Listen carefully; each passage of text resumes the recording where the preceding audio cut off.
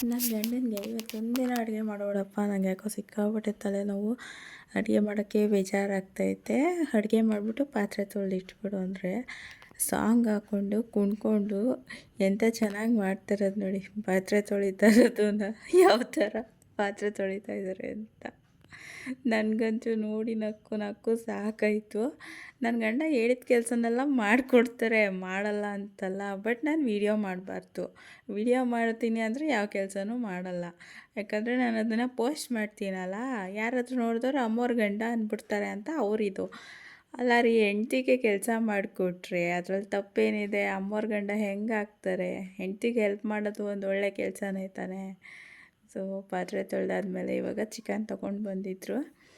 ಇವಾಗ ಅದನ್ನು ಮಾಡಿಕೊಡ್ತಾರೆ. ನನ್ನ ಗಂಡ ಎಲ್ಲ ಕೆಲಸನೂ ಮಾಡಿಕೊಡ್ತಾರೆ. ಯಾವಾಗ ಗೊತ್ತಾ, ನಾನು ಕೂಲಾಗಿ ಶಾಂತವಾಗಿ ಹೇಳಿದ್ರೆ ಎಲ್ಲನೂ ಮಾಡ್ತಾರೆ. ಯಾವಾಗ ಅರ್ಚ್ಕೊಂಡು ಪರ್ಚ್ಕೊಂಡು ಕಿರ್ಚ್ಕೊಂಡು ಹೇಳಿದ್ರೆ ಜಪಯ ಅಂದರು ಮಾಡಲ್ಲ ಅವರು. ಸೊ ಅದಕ್ಕೆ ಗಂಡು ಮಕ್ಕಳಿಗೆ ಕೂಲಾಗಿ ನೈಸಾಗೆ ಹೇಳಿ ಕೆಲಸಗಳನ್ನ ಮಾಡಿಸ್ಬಿಡ್ಬೇಕು.